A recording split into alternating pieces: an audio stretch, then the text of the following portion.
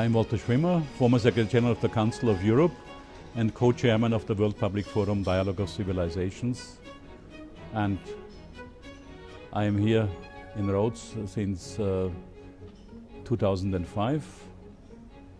And I enjoy Rhodes Forum more and more from time to time. This time I think we are really very timely with the main theme and the main topic of the Rhodes Forum, how to learn lessons from the centenary of the beginning of World War I, and how to avoid that the events of 1914 would be repeated at any time. I think there are two main issues. One issue is how to tackle with extremists like the so-called Islamic State, and how to avoid that will be seen as a clash of civilizations, because it's not a clash of civilizations, it's a clash of civilization on one hand and barbarism on the other hand, and abuse of Islam as one of the world religions by the Islamic State doesn't justify their actions. This has nothing to do with Islam. This is abuse of religion. This is only for political objectives and goals. But we don't know yet how to deal with the root causes of such events. How can an entity, or whatever you call it, or a criminal organization like ISIS, attract so many young people? That means, in my view, the majority of them are uneducated. The majority of them have no job perspectives, don't know how to earn their money for their daily life, and therefore can be recruited by such extremists. And it is a global challenge to deal with the root causes of such events, and to provide people everywhere with education, everywhere with job opportunities. The most dangerous thing is unemployment of young people throughout the world. This is one issue. The second issue is, as we can see in the current Ukrainian crisis, that governments, and I don't distinguish which government, have not learned the lessons from the First World War, where governments were suffering what I call a disease like autism, unable to communicate with the outside world, unable to communicate with the possible partner, to express their own feelings and interests, and to listen to the other.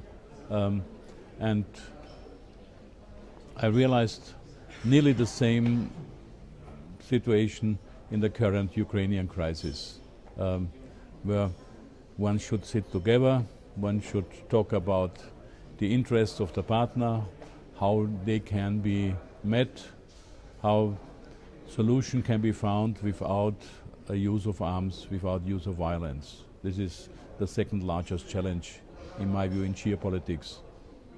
Unfortunately, I think with ISIS you cannot negotiate, because you cannot offer them anything. You cannot offer them amnesty. You cannot offer them to be the rulers of a certain part of Iraq or of Syria. That is unacceptable. So they have to be defeated. But one has to find an intelligent way how to do it. Of course, the current bombing may stop them. They cannot be defeated by bombing. First of all, one has to cut off their financial support, their financial sources.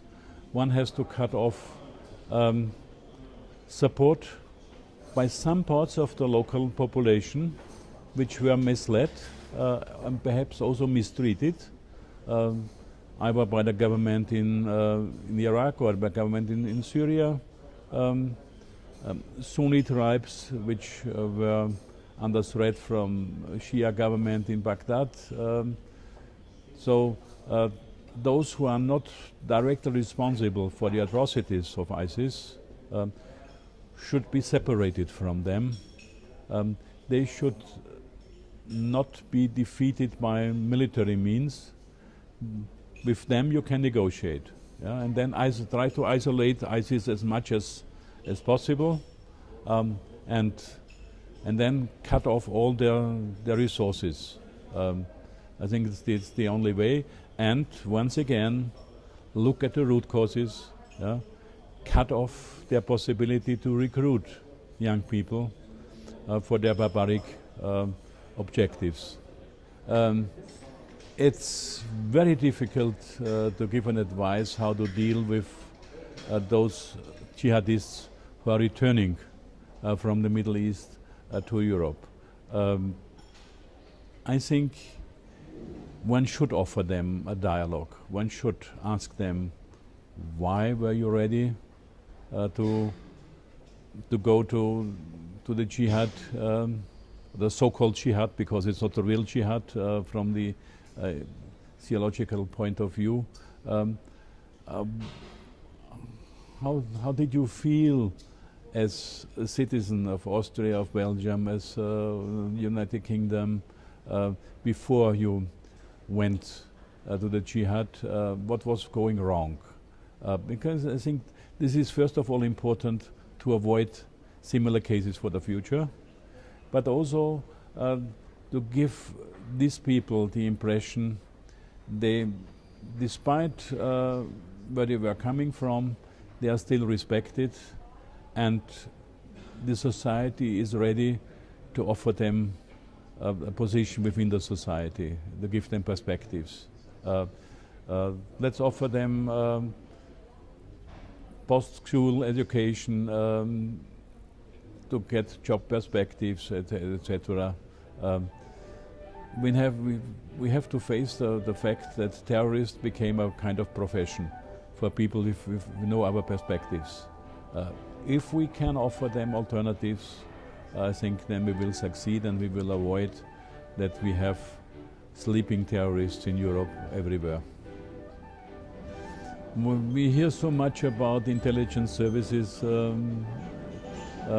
what they can do. I think that you should concentrate on the real dangers.